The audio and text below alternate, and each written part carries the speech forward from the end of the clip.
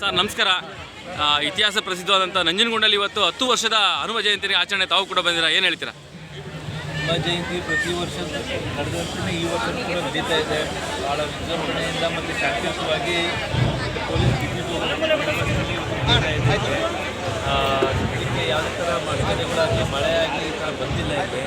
So ಏನು ಒಂದು 2 ಗಂಟೆಗೆ ಪರಮ ಪೂಜ್ಯರು ಬಂದು ಅವರ ಒಂದು ಚಾಲನೆ ಕೊಡೋದ ಹಿನ್ನೆಲೆಯಲ್ಲಿ ನಾವು ಕಾಯ್ತಾ ಇದ್ದೀವಿ.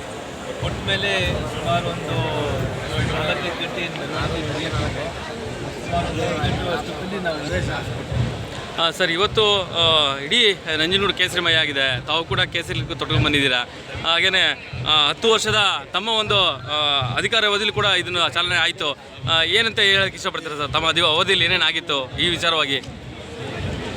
ಅಭಿವೃದ್ಧಿ ಬಗ್ಗೆ ಮಾತಾಡೋಕೆ ಅಭಿವೃದ್ಧಿ ಅಲ್ಲ, ಇವು ಜಯಂತಿ ಬಗ್ಗೆ. ಜಯಂತಿದೇನಂದರೆ ಪ್ರತಿ ವರ್ಷ ನಾನಿದ್ದಾಗ 5 ವರ್ಷ ತುಂಬ ಚೆನ್ನಾಗಿ ಮಾಡ್ತೀವಿ. ಬರೀ ಕೋವಿಡ್ ಸಂದರ್ಭದಲ್ಲಿ ಮಾತ್ರ ಅವತ್ತು ಮಾಡಿರಲಿಲ್ಲ.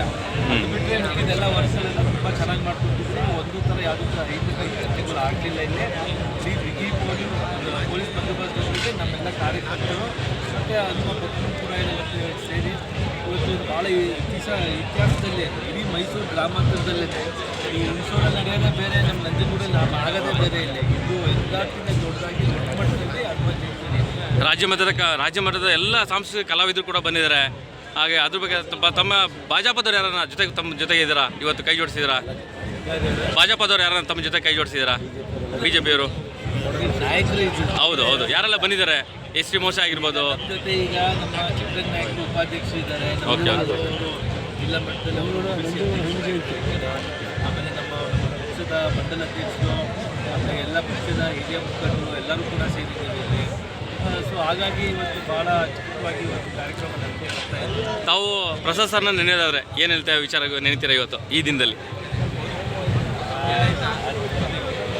ಈಗಲೂ ಕೂಡ ಸ್ಥಿತಿ ನನಗೆ ಕಾಡ್ತಾ ಇದೆ.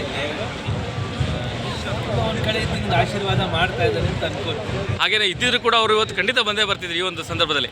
ಇಲ್ಲ, ಅವ್ರು ಸ್ವಲ್ಪ ಇದಕ್ಕೆಲ್ಲ ಅಷ್ಟೊಂದು ಓಕೆ. ನನಗೆ ನೋಡಿ, ನನಗೆ ಹನುಮ ಜಯಂತಿನೂ ಅಂತ ಬೇಕಾದ್ರೆ ಕ್ರಿಶ್ಚಿಯನ್ ಅವ್ರು ಯಾವ್ದಾರ ಪ್ರೊಸೆಷನ್ ಇದ್ರೂ ನಾವು ಬರ್ತೀವಿ. ನಮ್ಮ ಧಾರ್ಮಿಕ ವಿಚಾರದಲ್ಲಿ ಆ ಥರ ನಾನು ಎಲ್ಲ ರೀತಿಯ ಸಮಾನತೆ ಇರಬೇಕು. ನಾವು ಚೆನ್ನಾಗಿದೆ. Okay, thank you. ವೀಕ್ಷಕರೇ, ಇವತ್ತು ಪರಮ ಪೂಜ್ಯರು ಇವತ್ತು ಬರ್ತಾ ಇರೋದು. ಹಾಗೆಯೇ ಬಂದು ಅವರ ಒಂದು ದಿವ್ಯ ಸಾನ್ನಿಧ್ಯದಲ್ಲಿ ಇವತ್ತು ಬಂದು ಉದ್ಘಾಟನೆ ಮಾಡೋದಕ್ಕೆ ರೆಡಿ ಇದ್ದಾರೆ. ಹಾಗಾಗಿ ಇನ್ನೇನು ಕೆಲವು ಕ್ಷಣದಲ್ಲಿ ಸ್ವಾಮೀಜಿಯವರ ಆಗಮನ ಆಗ್ತಾ ಇದೆ. ಅವರು ಕೂಡ ಬಂದರು ಜಸ್ಟ್ ಈಗ.